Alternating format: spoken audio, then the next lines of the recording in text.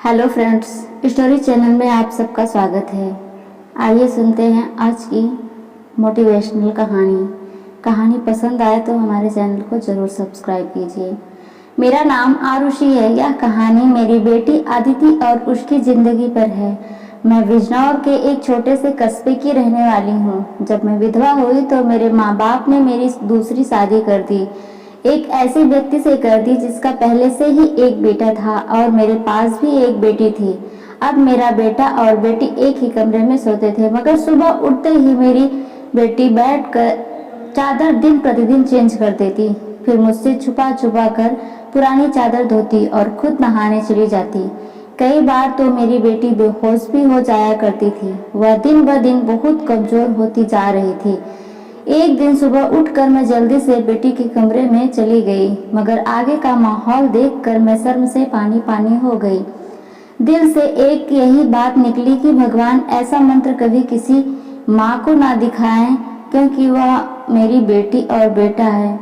मैं शादी के 2 साल बाद ही विधवा हो गई थी।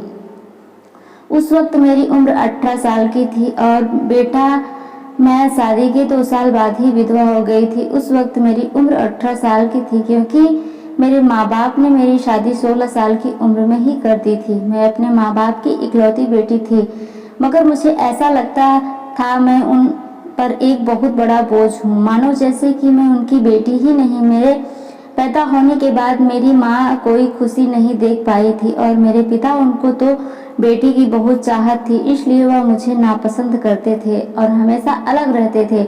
मुझे दिल से प्यार नहीं करते थे। वह मुझे दिल से प्यार नहीं करते थे। वह मुझे अपना मानते भी नहीं थे और मुझ पर बहुत गुस्सा करते थे। कुछ खानदानी शक्तियों की वजह से मेरे पिता दूसरी शादी भी नहीं कर सके। बस इसी कारण वह मुझसे बहुत नफरत करते थे।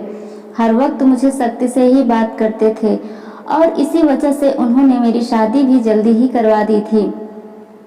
मेरा पति सरकारी स्कूल में एक शिक्षक था। हमारी एक 3 साल की बेटी थी, मगर एक दिन विद्यालय से आते हुए रास्ते में उनका एक्सीडेंट हो गया और मौके पर ही उनकी मृत्यु हो गई। वह भी मेरा साथ छोड़ गए। वो दिन मेरे लिए किसी कयामत से कम नहीं था।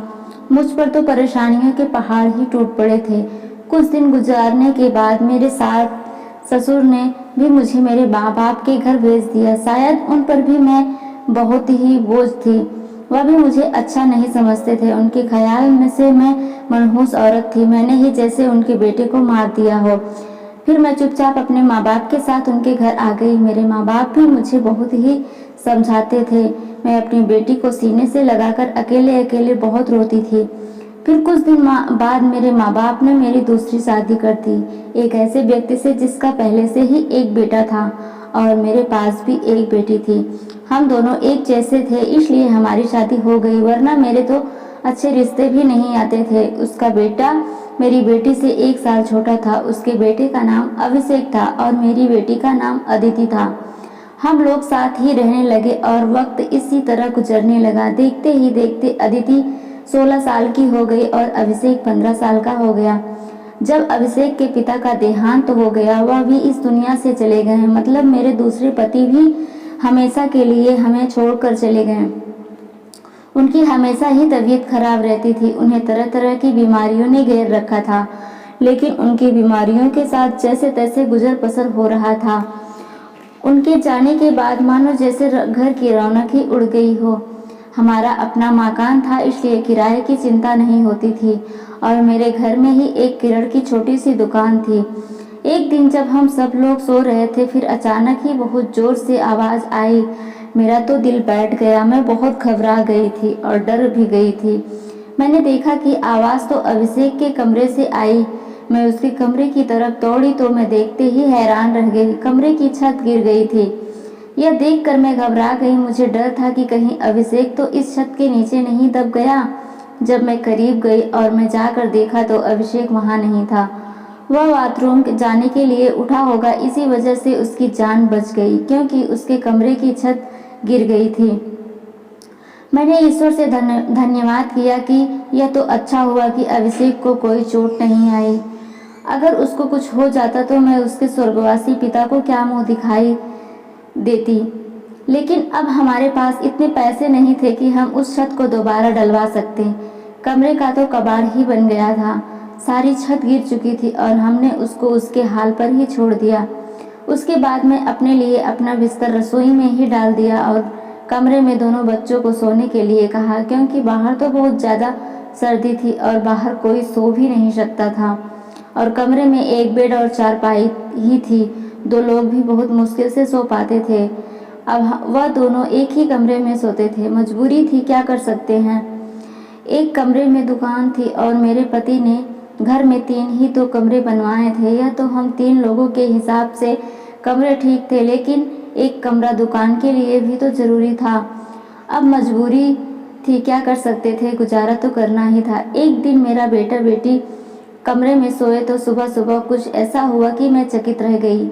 अभिषेक तो सवेरे उठकर नाश्ता करने ही भी बैठ गया था, जबकि अदिति अभी तक सो रही थी। वह तो इतनी देर तक नहीं सोती थी, जाग जाया करती थी। मैंने उसको आवाज़ भी दी तो वह उठ नहीं रही थी। थोड़ी देर के बाद मैंने उसके कमरे में जाकर उसको देखा तो पता चला कि वह बेहोश हो चुकी थी। मैं बुरी तरह से घबरा गई थी कि उसको क्या हो गया। मैं फौरन ही अभिषेक को बोला कि पास के ही डॉक्टर को घर बुलाओ। डॉक्टर घर पर आया तो डॉक्टर ने कहा कि यह बेहोश हो गई है। लड़की काफ़ी कमज़ोर है, खून की भी कमी है। कोई भारी काम इससे मत करवाना, बस आराम ही करवाना। फल, अच्छा खाना वगैरह खिलाएं, ठीक हो जाएगी। जब अदिति को होश आया तो मैं उसके पास गई और मैंने उससे पूछा कि तुम्हें क्या हो गया था। तो वह कहने लगी कि बस ऐसे ही बैठे बैठे मुझे चक्कर आने लगे थे और मैं बेहोश हो गई थी। मैंने अपनी बेटी को कहा कि तुम आराम करो, मैं तुम्हारे लिए नाश्ता बना कर लाती हूँ।